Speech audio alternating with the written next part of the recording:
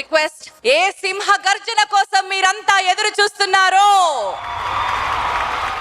ఏ సింహం అయితే మీ అందరినీ అభిమానంగా పలకరిస్తుందో ఆ సింహం బాలయ్య గారిని మాట్లాడాల్సిందిగా కోరుతున్నాను. అందరికీ నమస్కారం.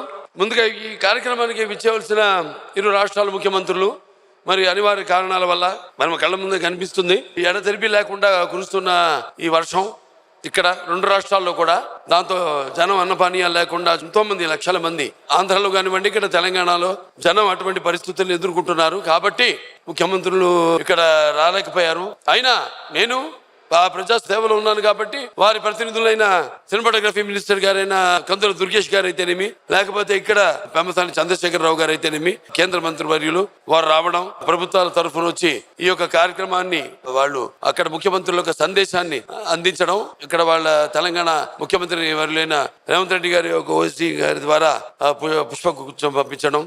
మనం ముందు గుర్తు పెట్టుకోవాల్సింది ఏదన్నా ఎన్టీఆర్. ఎందుకంటే ఎప్పుడు ఇటువంటి పరిస్థితులు వచ్చినా, విపత్కర పరిస్థితులు, నేషనల్ డిఫెన్స్ ఫండ్ కావచ్చు, దివిసీమ ఉపన కావచ్చు, లేకపోతే ఈ రాయలసీమ క్షామ నివారణ కోసం కావచ్చు, ఆయన జోలి పట్టుకుని జనంలోకి వెళ్లి డబ్బు అడుక్కుని కూడబెట్టి ప్రభుత్వాల ద్వారా లేకపోతే స్వచ్ఛంద సంస్థల ద్వారా ప్రజలకు అందేలా, వాటి వల్ల మేలు జరిగేలా ఎన్నో సేవా కార్యక్రమాలు ఆయన రాజకీయాల్లోకి రాకముందే జరిగింది. అంటే కళ్ళు మూసుకుంటే కనేది కళ, కళ్ళతో అభినయించేది కళ, నిద్రపోతున్నప్పుడు కనేది కళ, నిద్రపోతున్న సమాజాన్ని మేల్కొల్పేది కళ.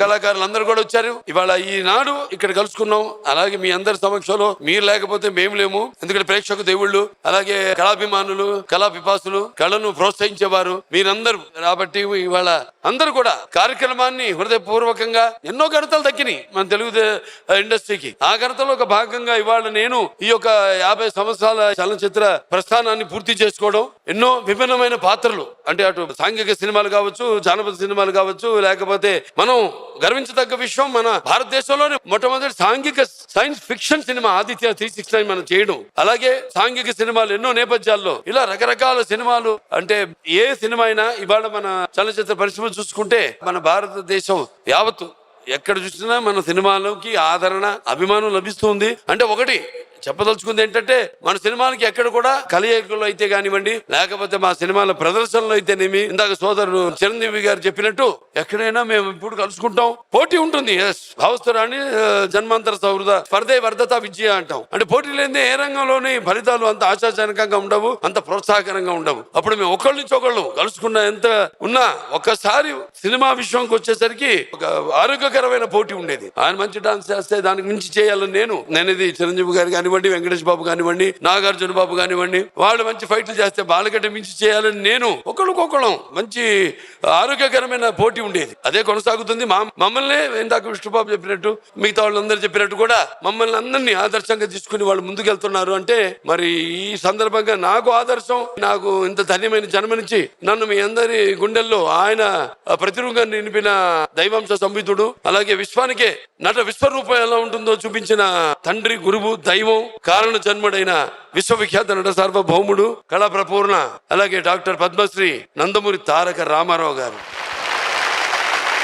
ఎన్టీఆర్ అంటే కేవలం నందమూరి తారక రామారావు గారు మాత్రమే కాదు, ఏంటంటే నటనాలయం. ఆయన ఇల్లే ఒక నటనాలయం. అందులో ఆయన ఒక నటరాజ నటసింహుడు. టీ అంటే తారా మండలంలోని తారక ధ్రువ తారకుడని, ఆర్ అంటే రాజర్షి, రారాజు, రాజకీయ ధురంధర యుగంధరుడు, రమణీయ రమ్య కమనీయ సౌమ్య గుణధాముడు. సేవా విషయంకి వస్తే ఇక్కడ హిందూపూర్ నుంచి కూడా కార్యకర్తలు, మా సోదరులు సోదరిమణులు అందరూ వచ్చారు ఈ కార్యక్రమానికి.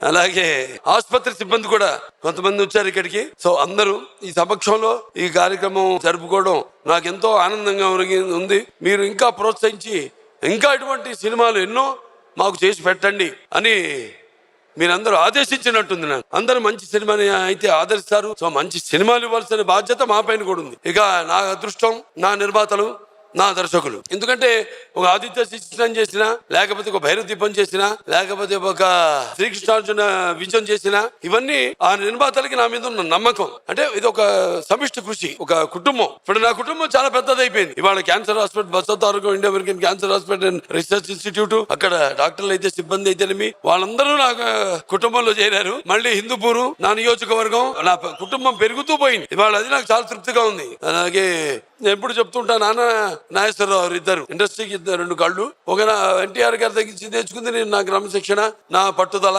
పంక్చువాలిటీ. అలాగే నాగేశ్వరరావు దగ్గర నుంచి నేర్చుకుంది నేను పొగడతలకు కొంచెం దూరంగా ఉంటాం. అందుకే మామూలు మనిషిగా ఉండడానికి నేను ప్రయత్నిస్తుంటాను ఇప్పుడు. అందుకే అక్కడే వస్తుంది కొంచెం రప్చర్. అలాగే ఈ ఇండస్ట్రీ కూడా ఇలాగే బాగుండాలి, అందరు సినిమాలు బాగా ఆడాలి, సినిమాని ఎలా బ్రతికించాలి. 2 రాష్ట్రాలు కూడా, ఇటు తెలంగాణ అటు ఆంధ్ర రాష్ట్రం ఎలా బతికించాలి, చిన్న సినిమా నుంచి ఎలా అన్నది మా పెద్దలందరూ ఉన్నారు, ఇండస్ట్రీ పెద్దలు అందరితో కూడా సంప్రదించి తప్పకుండా సినిమా బతికిస్తాం. సినిమా బతకడం వల్ల ఎంతో మందికి ఉపాధి కలుగుతుంది. ఇవాళ చూస్తున్నాం పరిస్థితి కూడా కొంచెం బాధాకరంగా ఉంది. మరి అటువంటి పరిస్థితుల్లో ఇండస్ట్రీని ఆదుకోవాల్సిన బాధ్యత నిర్మాతలుగా తెలుగు ఛాంబర్ ఉంది, తెలంగాణ ఛాంబర్ ఉంది, కౌన్సిల్ ఉంది, అలాగే ఫెడరేషన్ ఉంది.